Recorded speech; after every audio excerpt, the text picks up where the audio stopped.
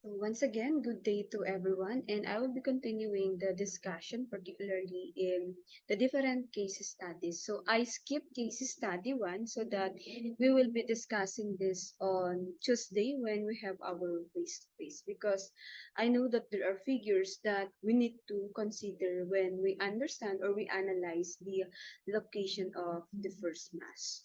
Okay. So for case study number two, we will be dealing with the Cavite Mutiny. So, what really happened in that event? Because we have two or more versions that talks about the real event that transpired during the Cavite Mutiny. But first of all,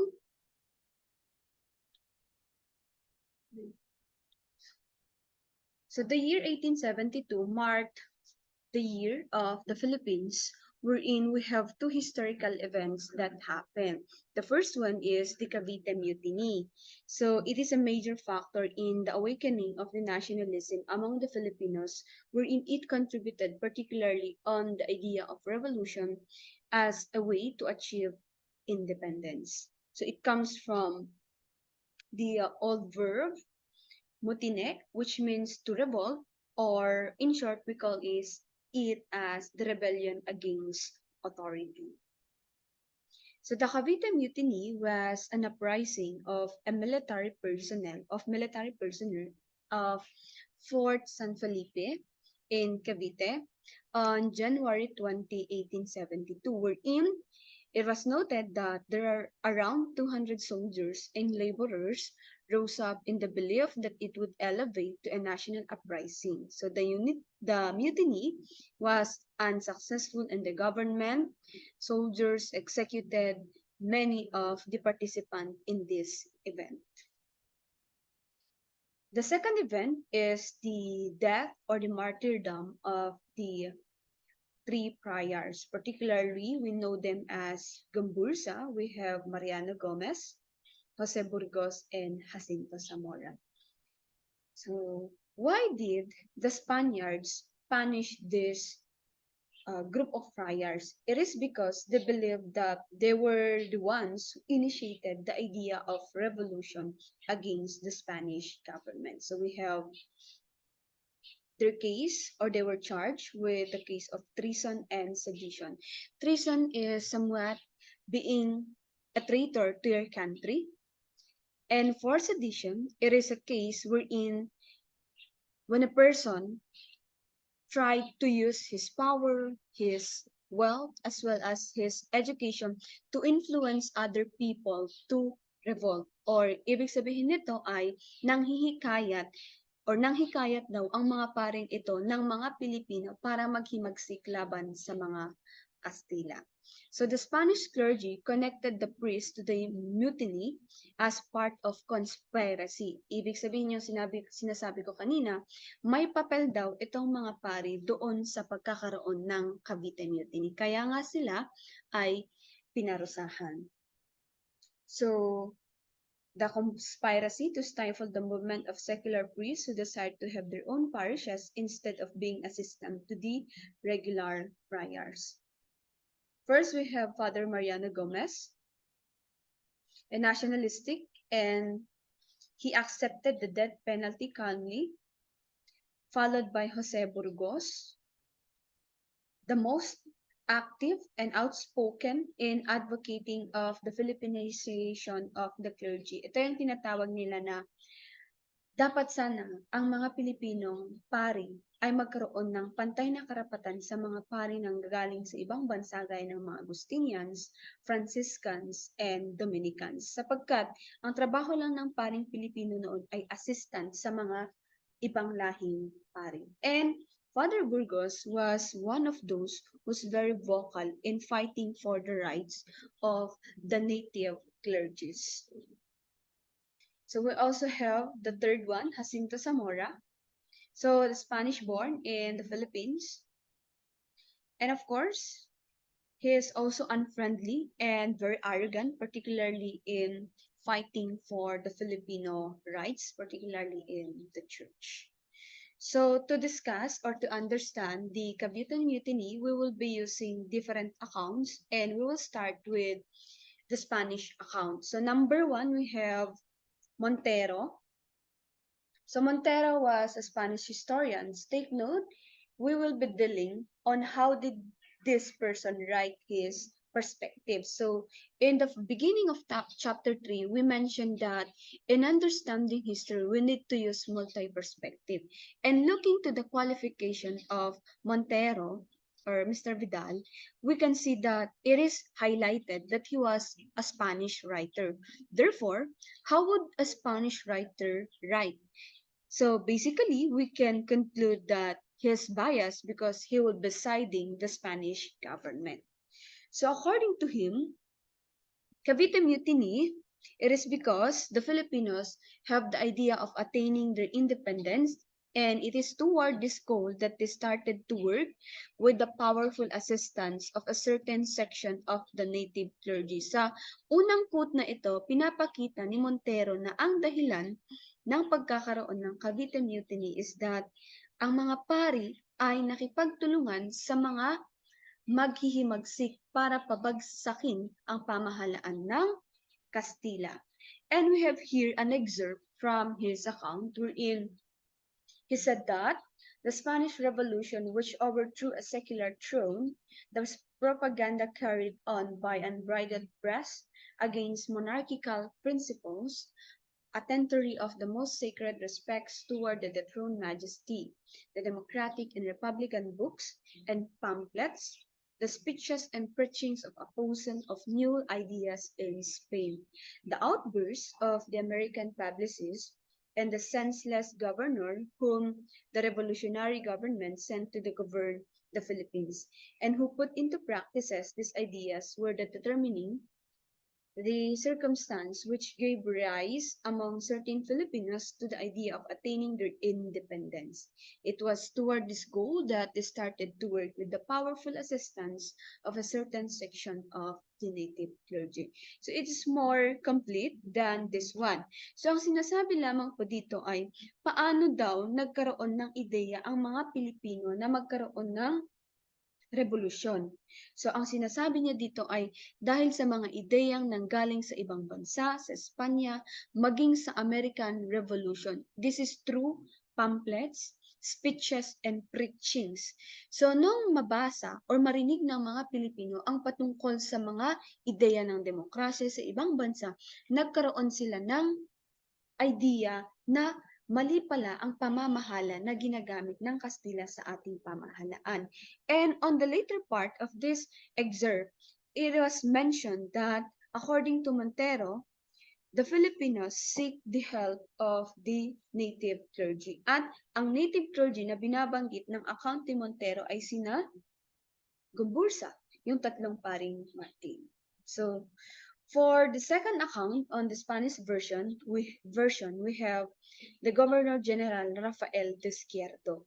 So during that time, nung mangyari itong Cavite Mutiny, siya yung nakaupong Governor General at kanyang pinalitan si Carlos Maria de la Torre. So ang sabi dito, he implicated the native clergy who are active in the movement towards secularization of parishes. And in his bias report, he highlighted the attempt to overthrow the Spanish government in the Philippines to install a new hari in the person of Burgos and Zamora. So ayon sa kanya, ang Cavite Mutiny ay isang pamamaraan ng mga Pilipino para papagsakin or patalsikin ang pamahalaang gobyerno ng Kastila dito sa ating bansa. At sila daw ay magtataltag ng panibagong gobyerno at tatawagin nila ang kanilang leader na hari na pwedeng si Father Burgos or si Jacinto Zamora. So, according to him, native clergy attracted supporters by giving them charismatic assurance that their fight would not fail because they had God's support, and aside from promises of lofty rewards such as employment, wealth, and ranks in the armies. Kaya kinasuhan ni Izquierdo ng sedition yung tatlong pari sapagkat ito yung sinasabi niya dahil charismatic or nang hikayat ang mga paring ito na ang mga Pilipino dapat ay bumangon sa katotohanan at mag-alsa sapagkat anong mangyari sa atin at ang assurance na binigay daw ng tatlong paring ito ay hindi sila papabayaan ng Panginoon. And at the same time, malaki ang magiging or maganda ang magiging kinabukasan ng bansa natin sa panibagong pamahalaan na pamumunuan ng mga Pilipino. So in continuation, he said that it has not been clearly determined if they plan to establish a monarchy or a republic. It is because the Indians have no word in their language to describe the form of government that they wanted to establish. However, on the later part, yung nasabi natin kanina, to install a new hari, and that could be the priest, namely Jose Burgos and Father Jacinto Zamora. So, in their account, the two versions, we have Montero and Izquierdo, 1872 was premeditated as a part of big conspiracy among educated leaders, mestizos, lawyers, and residents, and of course, the help of these friars. And the Spaniards believed that the Filipinos or the natives planned to liquidate high-ranking Spanish officers, then kill the foreign friars, so that these Filipino friars can also have power in terms of civil as well as in the church. So therefore, on January 20, and on January 20, ito yung account detail wherein the district of Sampaloc celebrated a feast of the Virgin Loreto. Came with it were some fireworks display.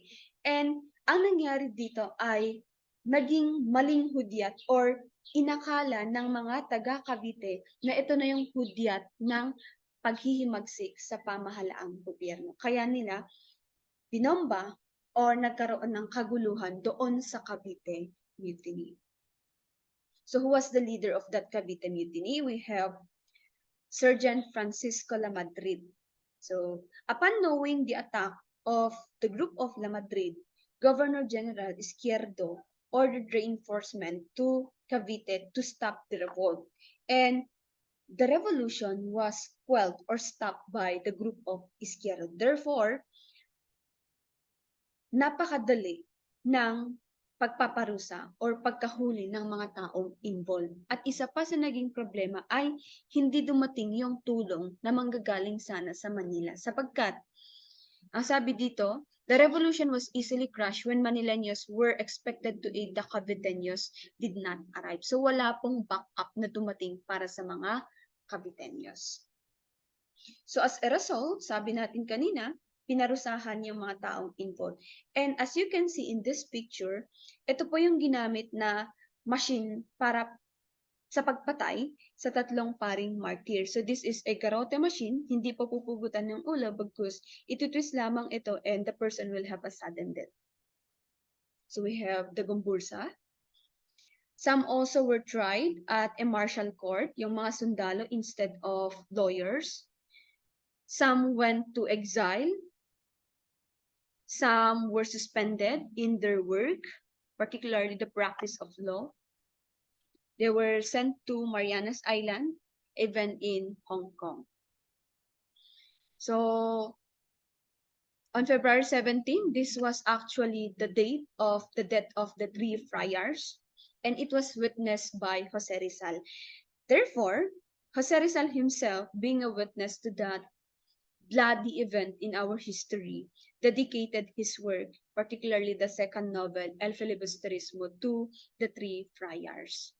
So I dedicate my work to you as a victims of the evil which I undertake to combat. Let's try to look at other accounts. So sisimulan natin sa account ng Filipino version. We have Pardo de Tavera, followed by Edmund Plauchut. So Tavera is a Filipino researcher, and let's try to look into why did the Cavite happen, Cavite Mutiny. So sabi niya, the incident was merely a mutiny of Filipino soldiers.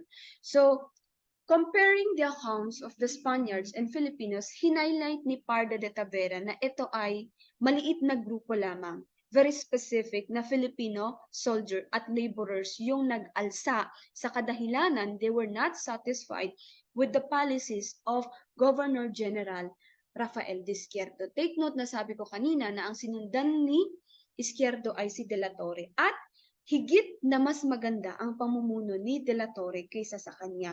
Unang-una na dito yung pagtanggal sa mga pribilehiyong ine-enjoy ng mga Pilipino workers, particularly the soldiers in Cavite Arsenal. To be specific, the forced labor.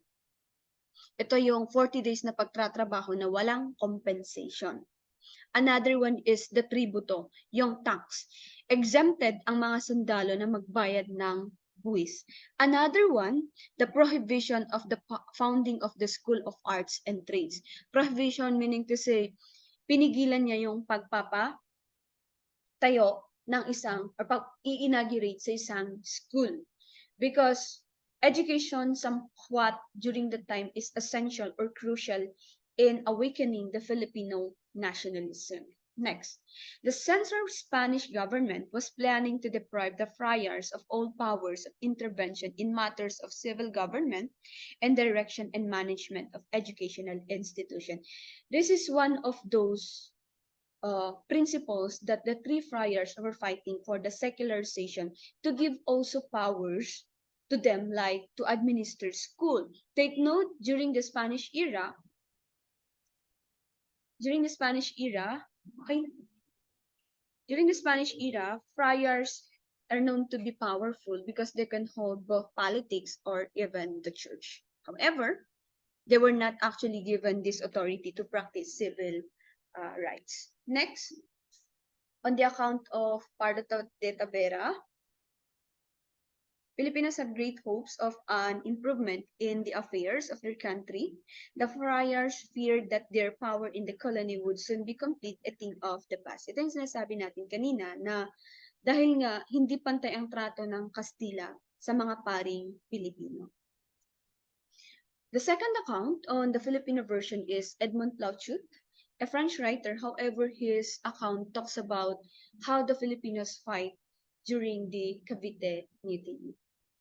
So, sabi niya, ang pagpunta daw ni Izquierdo sa Pilipinas ay sumimbolo sa pagtatapos ng mga pribilehiyong ini-enjoy ng mga Filipino soldiers, particularly in Cavite Arsenal.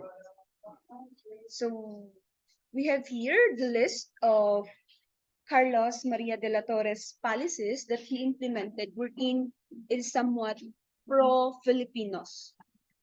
And kung babasahin natin isa-isa, we have here primary or the education, the reform, removal of foreign importation, changes in tariffs, customs, and the methods of collection of tax. We also have here the civil administration in the Philippines, the study of direct tax system, and the abolition of the tobacco monopoly. So this one is all about the Bandala system wherein the Filipino were forced to plant tobacco and they were also forced to sell it to the Spaniards only. They have no freedom to sell it with other dealers.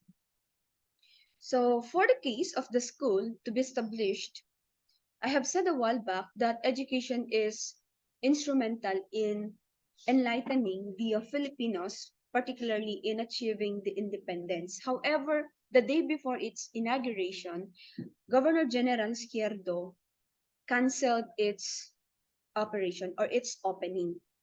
And with this, the people of Manila and other places in the Philippines were not satisfied. It is because it's their hope that through education they will be open or they will become enlightened on how to fight for their rights.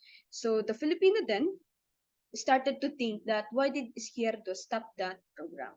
So the Filipinos has the duty to render service, particularly on road construction and to pay taxes. So this was the privilege enjoyed by the Cavite soldiers, particularly on what we call the polo. So dahil sundalo sila, hindi na sila nag-work, particularly sa construction or yung mga engineering works.